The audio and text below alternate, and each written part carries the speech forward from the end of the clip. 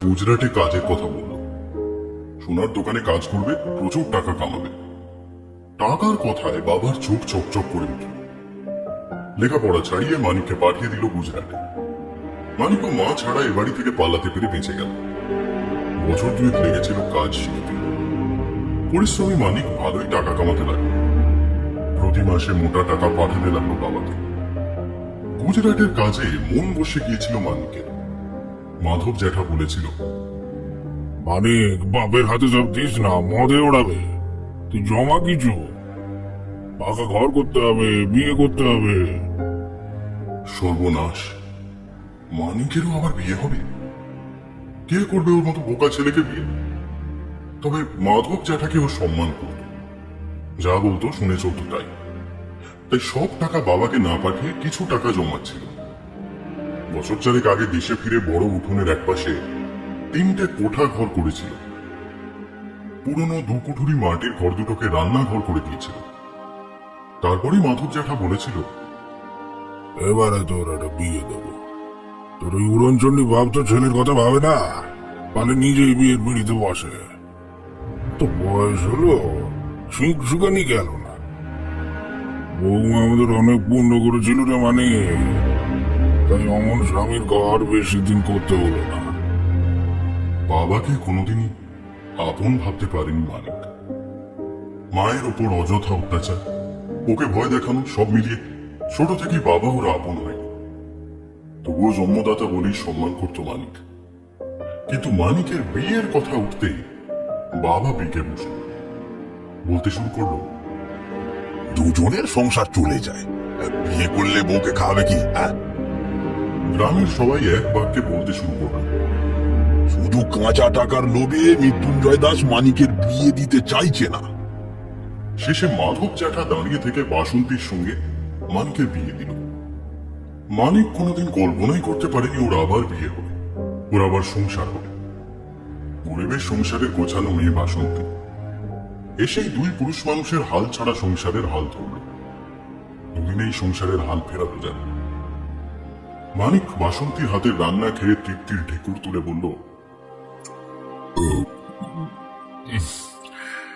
এই যেন ঠিক আমার মায়ের হাতের রান্না। বোকা বলে মানিককে কোনোদিন অযত্ন করেনি, বরং স্বামী ভেবে সম্মান করে আগলে রেখেছে। ও বাড়ি ছেড়ে গুজরাট যাওয়ার সময় বাসন্তীর চোখে জল দেখেছে। মানিক কখনো ভাবেনি মা ছাড়া অন্য কেউ তার জন্য কাঁদতে পারে। আগে মানিক বছরে একবার বাড়ি আসতো, এখন 3 মাস অন্তর বাড়ি ফেরে 3 পাঁচেকের জন্য। মালিক ওকে ছুটি দেয়, কারণ ও যখন ফেরে তখন দিনে রাতে কাজ করে বসিয়ে দেয়। বিশ্বস্ত বলে কারখানায় ওর নাম আছে। বিয়ের 3 মাস পরে ও বাড়ি ফিরেছিল। বাসন্তী ওর মুখে বুক লুকিয়ে খুব কেঁদেছিল। কাকুতি মিনতি করে বলেছিল, আমায় ওখানে নিয়ে চলো, ঝুপড়ি ভালো করে রেখো আমায়। আমার আমার কোঠা বাড়ি চাই না। সোনার 2টো ছোট ফুল কানে পরিয়ে দিয়ে মানিক বলেছিল, এখন আর মন খারাপ কেন করছো? বলছি তো 3 মাস পর পরই বাড়িতে আসবো। কানের দুল পেয়েও বাসন্তীর কান্না থামে। আমায় নিয়ে চলো, এ বাড়িতে আমার ভয় করে। পাগলি, বাবা আছে তো, ভয় কিসে? তাছাড়া গ্রামের সবাই আমায় ভালোবাসে, কোনো ভয় নেই। একাই ফিরে এসেছিল মানিক। পরের বার ফিরে শুনেছিল ও বাবা হতে চলেছে। পাড়ার সবাই ওকে দেখে হেসে হেসে বলেছিল, তা হ্যাঁ, বাবা হলে খাওয়াবি কি? আনন্দে মানিকের মুখটা উজ্জ্বল হয়ে উঠেছিল। বাড়িতে ঢুকেই বুঝেছিল কিছু একটা গোলমাল আছে। বাবা কলপাড়ে বসে বসে বমি করছে। বাসন্তী নিজের মনে কাজ করে যাচ্ছে। মানিককে দেখে ছুটে এসে বলেছিল, খবরটা কি আমি দেব নাকি পাড়ার সবাই দিল? পরশুদিন বিনু জেঠিমা এসেই ধরে ফেলল। বলল, তুই তো পোয়াতি রে বউ, মানিক বেটা বিয়ে 6 মাসের মধ্যেই। কিন্তু বাবার হয়েছে কি? বমি হচ্ছে কেন? বমি তো আমার হওয়ার কথা, তোমার বাপ কেন বমি করছে আমি কি জানি। মানিক রতন ডাক্তারকে খবর দিল। বাবা ওষুধ খেলো কিন্তু বমি বন্ধ হলো না। দিন সাতেকের মধ্যেই বিছানা নিল বাবা। বাসন্তীর তেমন হেলদোল নেই। মানিক যতটা পারলো করলো, কিন্তু বাবা 10 দিনের মধ্যে মারা গেল। বাবার কাজ মিটিয়ে ফিরে গেল মানিক। এত ছুটি মালিক ওকে দেবে না। আবার বাসন্তীর বাচ্চা হওয়ার সময় ছুটি নিতে হবে। বাবা হলো মানিক। বাসন্তীর কোল জুড়ে এলো রাজপুত্রের মতো ছেলে।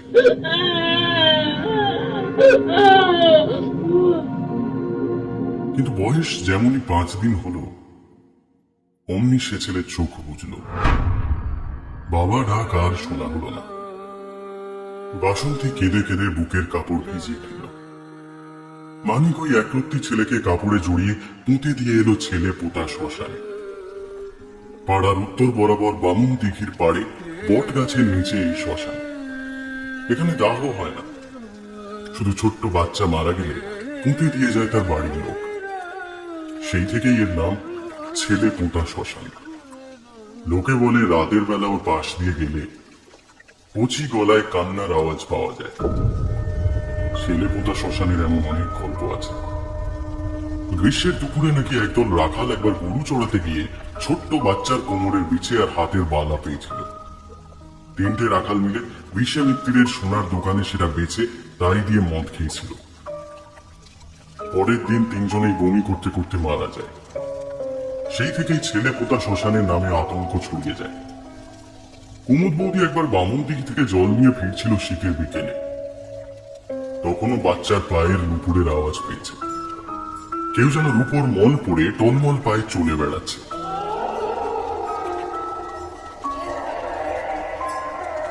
কুমুদ বৌদির 7 দিন জ্বর নামেনি। ক্রমাগত ভুল বকছিল। সে যাত্রা বেঁচে গিয়েছিল কুমুদ বৌদি। এমন অনেক কথা ছড়িয়ে আছে চন্দনপুরের গ্রামের মাঠে ঘাটে। দিনের আলোয় ছাড়া ওই দিঘির ধার মারায় না কেউ। দুটো রাজপুত্রের মতো সন্তানকে মানিক নিজে হাতে পুঁতে দিয়ে এসেছে ওই ছেলে পোঁতা শ্মশানে। 3 নম্বর মরা বাচ্চাটার মুখের দিকে তাকিয়ে বুকটা মোচড় দিয়ে উঠল। চোখ দিয়ে নিজের অজান্তেই জল গড়িয়ে পড়ল। বাচ্চাগুলো একে একে মরে যাওয়ার পর থেকে এই বাসন্তী কেমন যেন হয়ে গেছে। লোক বলে মানিকের বউয়ের মাথাটায় যেন একটু গন্ডগোল দেখা দিয়েছে। মুখে হাসি নেই, চোখে সবসময় ভয়। মানিকও ভেবেছে গুজরাটের কাজটা ছেড়ে দিয়ে শ্যামনগরে একটা কাজ নেবে। এবারে এসে বড় সোনার দোকানদারের সঙ্গে কথাও বলেছে। ওর হাতের কাজ দেখতে চেয়েছে দোকানদার। মাইনে হয়তো ওখানের মতো অত পাবে না, কিন্তু বাসন্তীকে বাড়িতে একা রেখে যেতে আর মন চাইছে না মানিকের। মাসখানেকের মধ্যেই ওদিকের পাট মিটিয়ে ফিরে আসবে। হাতে কাটারি নিয়ে রণমূর্তি হয়ে দাঁড়িয়ে আছে বাসন্তী। কোনোদিন মানিককে তুই বলে না, আজ তাও বলছে। শিগগির ওই নিম গাছটা কেটে দে। ওখানেই তোর বাপ থাকে। আমার ছেলে জন্মালেই তাকে খেয়ে নেয় মিনসে। কোলে মরা ছেলে নিয়ে মানিক স্থির দৃষ্টিতে বাসন্তীকে দেখছিল। বাসন্তীর চোখ দুটো যেন জ্বলছিল। হনহন করে বাড়ির পেছনের দিকে যাচ্ছে দেখি কাঁথা জড়ানো মৃত ছেলেটাকে আবার দাওয়ায় শুয়ে রেখে ছুটে গিয়ে বাসন্তীকে চেপে ধরল।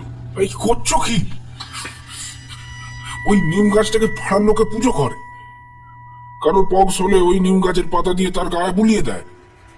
তুমি সেই গাছকে কেটে দেবে? আর এর মধ্যে আমার বাবা কোথায় আছে?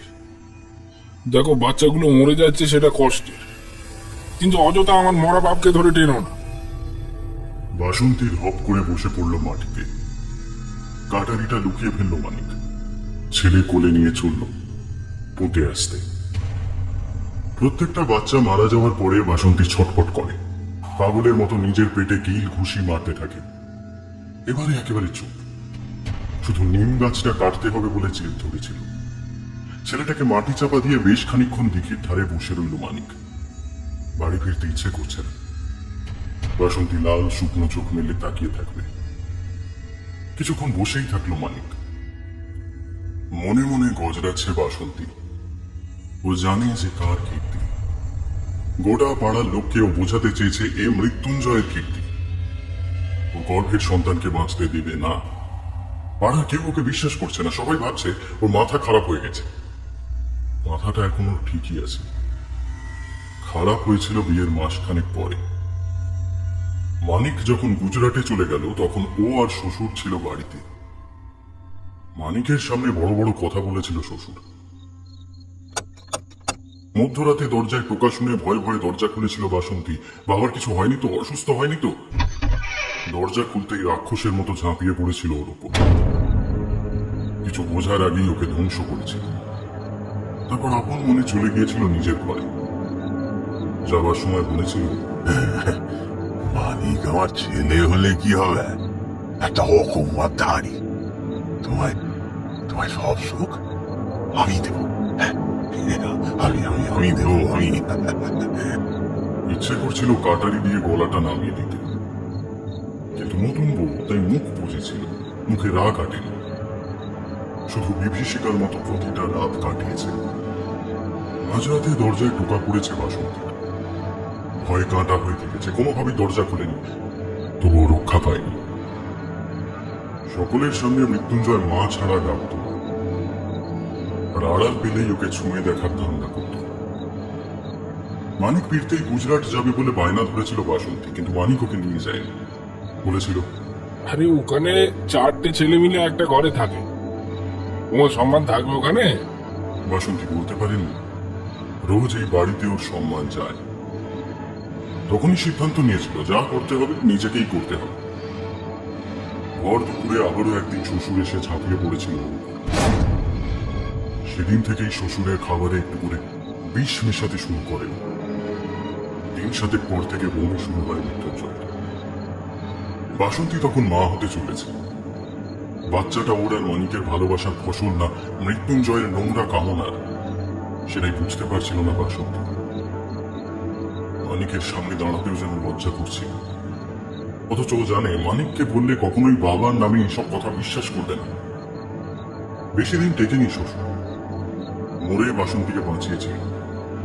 কিন্তু তারপর থেকেই রাতের অন্ধকারে একটা ঠান্ডা হাত ওকে রোজ ছুঁয়ে যায়। ও বুক তলপেট সেই ঠান্ডা হাতের মুখে ছেড়ে যায়, জ্বালা করে শরীরটা। সকালে উঠে আয়নায় দাঁড়িয়ে দেখে ছেঁড়া জায়গাগুলো। একমাত্র মানিক বাড়িতে থাকলে হাতটা কদিনের জন্য রেহাই দেয়, নাহলে প্রতি রাতে একটা নির্দিষ্ট সময় ওর গোটা শরীরে সাপের মতো কিলবিল করে ঘুরে বেড়ায় এমন হলো। খামচে ধরে বাসন্তীর শরীরের নরম জায়গাগুলো।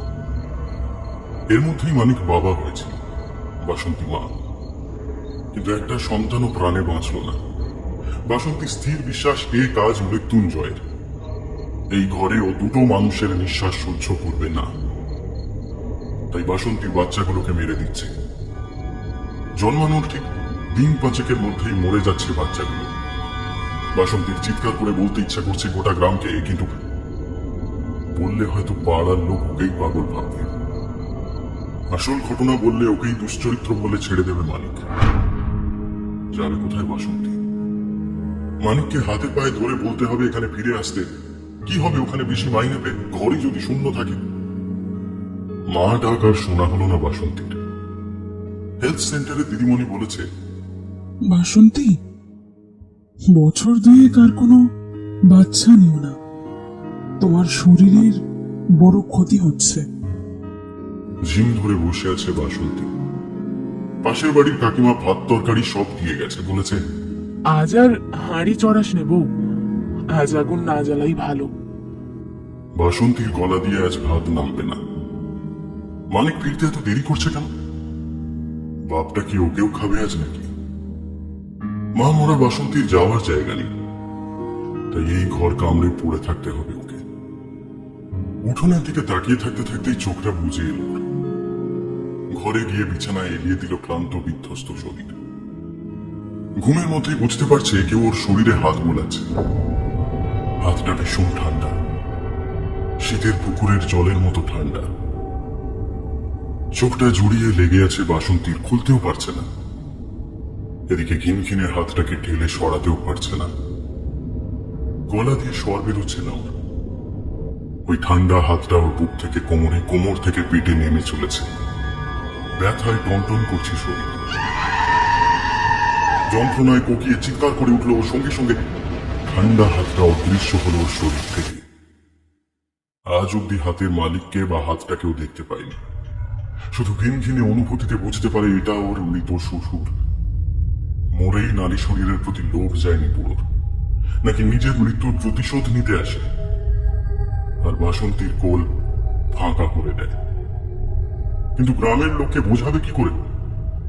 মানিক তো আর বুঝতে চাইবে না। উঠোনে কলের আওয়াজ পেয়ে বুঝলো মানিক বাড়ি ঢুকে স্নান সারছে। কথা না বলে রান্নাঘরে ঢুকে কাকিমার দেওয়া ভাত তরকারি থালায় সাজিয়ে দিল বাসন্তী। আসন পেতে জলের গ্লাসটা সামনে রাখলো। মানিক খেতে বসেই বলল, তুমি খেয়েছো বাসন্তী? বাসন্তী ধরা গলায় বলল, খেয়েছি তো, তবুও পেট ভরেনি। তিনটে ছেলেকে খেয়েও খিদে পায় এখনো। মানিক ওকে হাত ধরে টেনে বসালো নিজের পাশে। জোর করে ভাত মেখে ওর মুখে দিয়ে বলল, না, খাও। তোমার কিছু হলে আমি কি নিয়ে বাঁচবো বলো তো? আর কটা মাস যেতে দাও, এখানেই কাজে ঢুকবো। কথা বলে এসেছি, তারপর তোমায় ছেড়ে আর কোনোদিন যাব না। ও গুজরাতে ফিরে মালিককে বলে দেবো আমার পাওনা মিটিয়ে দিতে। চিন্তা করো না বাসন্তী, আবার আমরা বাবা মা হব। বাসন্তীর নিজের কপালের উপরেই হিংসা হয়। এমন স্বামীটা এত চরিত্রবান ভালো মানুষকে অনেক ভাগ্য করে পেয়েছে, কিন্তু তারপরেও সুখের ঘরে সবসময় চাবি দিয়ে রেখেছে ওই শয়তান বুড়োটা। মানিক খেয়ে হাত ধুয়ে ঘরে গিয়ে শুয়ে পড়ল। কালকে সকালে ট্রেন। ভয়ে আবারও বুকটা টিপটিপ করছে বাসন্তীর। আবার ওই ঠান্ডা হাতটা ঘুরে বেড়াবে ওর শরীরে, আঁচড়ে দেবে, চেপে ধরবে, যন্ত্রণায় ঘেন্নায় কুকিয়ে উঠবে। ও রেহাই নেই এর থেকে। মানিক চলে গেছে আজ 3 দিন হল।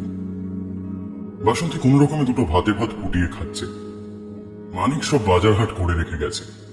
মুদির দোকান, সবজি, মাছের দোকানে টাকা দিয়ে বলে গেছে বাসন্তীর বাড়িতে সব পৌঁছে দিতে। কিন্তু সেসব ঝুড়িতে পৌঁছে যাচ্ছে। রান্না করতে ইচ্ছা করছে না। শুধুই ছেলেটার জন্মের সময়ের চিৎকার করে কান্নাটা ভাসছে কানের মধ্যে। বালতি বালতি জল ঢেলেও গা থেকে ও ঘিনঘিনে নোংরা হাতটার অনুভূতিটাকে কিছুতেই সরাতে পারে না। বারান্দায় বসে একটু শুকিয়ে যাওয়া শাকগুলো কেটে রাখছিল বাসন্তী। টাকা দিয়ে কেনা জিনিস নষ্ট করতেও মনে বাজে। সেই সময় আনন্দ মণ্ডলের বোন ছুটতে ছুটতে এসে দাঁড়ালো বাসন্তীর উঠোনে। হাঁপাতে হাঁপাতে বলল,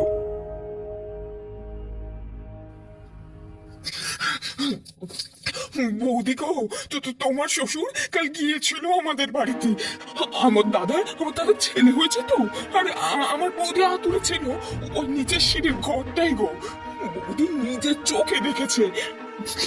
ধুতি আর ফতুয়া পরে, মাথায় সেই হনুমান টুপিটা গো। একটা লোক ভাইপোর দিকে হাত বাড়াচ্ছিল জানো। বৌদি ভাইপোকে একেবারে চেপে ধরেছিল, তাকে নিতে পারেনি। আমার কি ভাগ্যি গো। এতদিন তো সবাইকে গানে কামড়ে বলতাম আমি, মিন সেই বাড়িতেই আছে, ওই নিম গাছে আছে। কেউ তো শোনেনি সে কথা। লোকে বলতো মানিকের বউয়ের মাথা খারাপ হয়ে গেছে। এবারে বুঝুক লোকজন, বাসন্তী ভুল বলেনি। তার পরের দিনেও সবে কলঘর থেকে স্নান সেরে বেরিয়েছে বাসন্তী। শুনতে পেল উঠোনে কারা যেন কথা বলছে। শিবনাথ মুখুজ্জের মেয়ে পদ্মা গতকালই বাচ্চা নিয়ে বাপের বাড়ি এসেছে। মাত্র 1 মাসের বাচ্চা। পদ্মাও ভোরের দিকে ঘুম চোখে মৃত্যুঞ্জয় দাদুকে তার ছেলের মশারির আশেপাশে ঘুরতে দেখেছে। ভয়ে চেঁচিয়ে উঠেছিল পদ্মা। তারপরেই মৃত্যুঞ্জয় পালিয়েছে। সেই সাদা ধুতি, লাল পেড়ে আর সাদা ফতুয়া, মাথায় হনুমান টুপি, এ পোশাক কারোর ভোলার নয়। দিন 7 মধ্যেই এ পাড়ায় রুটে গেল মৃত্যুঞ্জয় দাসী তার নিজের 3 নাতিকে খেয়েছে। এখন পাড়ার কচি বাচ্চা দেখলেই তাকে খাওয়ার তালে আছে। গ্রামের প্রধান নিজে এলো বাসন্তীর বাড়িতে। লোক দিয়ে কাটানো হলো নিম গাছটা। এক তান্ত্রিক ডেকে যজ্ঞ করানোর কথাও বলল পাড়ার লোকজন। আজ বড় নিশ্চিন্ত লাগছে বাসন্তীর। ঘাড়ের ওপরে ওই নিম গাছটা নেই বলে। পাড়ার লোকজন গাছটাকে দেবতা জ্ঞানে পুজো করত, তাই বাসন্তীর ইচ্ছে থাকলেও কাটা হয়নি। আজ কাটা পড়ল মৃত্যুঞ্জয়ের বাসা। রাতে একটু নিশ্চিন্ত ঘরে ঘুমালো বাসন্তী। কদিন রাত হলেই লোকের বাড়িতে গিয়েছিল মৃত্যুঞ্জয় সেজে ভয় দেখাতে শ্বশুরের ধুতি ফতুয়া পরে, মাথায় হনুমান টুপি পরে আর যাত্রা দলের থেকে পাওয়া গোঁফ লাগিয়ে ঘুরে বেরিয়েছে। মানিক নাকি কবে একবার যাত্রা করেছিল পাড়ায়, তখনই এক সেট গোঁফ দাড়ি পেয়েছিল যাত্রা দলের থেকে, সেটাই আলমারিতে ছিল। সেসব পরে মৃত্যুঞ্জয় সেজে ভয় দেখিয়ে বেড়াতে হয়েছে বাসন্তীকে। বেশ কয়েকটা রাত ঘুম হয়নি পরপর। নিশ্চিন্তে আজ ঘুমাবে, আজ আর ওই হাতটা ওকে খুবলে খাবে না। ঘুমাচ্ছিল বাসন্তী, আচমকাই একটা তীব্র কষ্টে ঘুমটা ভেঙে গেল ওর। কেউ যেন গলাটা চেপে ধরে আছে ওর, কিছুতেই নিঃশ্বাস নিতে পারছে না। কানের কাছে মৃত্যুঞ্জয়ের হিস হিসে গলা। আমায় মেরে গাছ কেটে বেঁচে যাবি মনে করেছিস? হ্যাঁ, আমার ভিটে থেকে আমাকে দাঁড়াবি তুই? আজ তোকে সঙ্গে করে দিয়ে আসবো তোর ওই ছেলেদের যেখানে পুঁতে এসেছিলিস সেখানে। বাসন্তী সব শক্তি দিয়ে ঠেলে ফেলে দিল মৃত্যুঞ্জয়কে। অন্ধকারে কাউকে দেখতে পাচ্ছিল না। মাথার কাছে রোজই কাটারি নিয়ে শুয়ে থাকতো বাসন্তী, ওটা নিয়ে এলো পাথাড়ি চালাতে লাগলো। ঘর থেকে বেরিয়ে এসেও উঠোনে বন বন করে ঘোরাতে লাগলো কাটারিটা। হঠাৎই চিৎকারের শব্দে বুঝতে পারলো কারো লেগেছে। ছুটে গিয়ে বারান্দার লাইটটা জ্বালালো বাসন্তী। মাটিতে পড়ে ছটফট করছে। মালিক কাতর স্বরে বলল,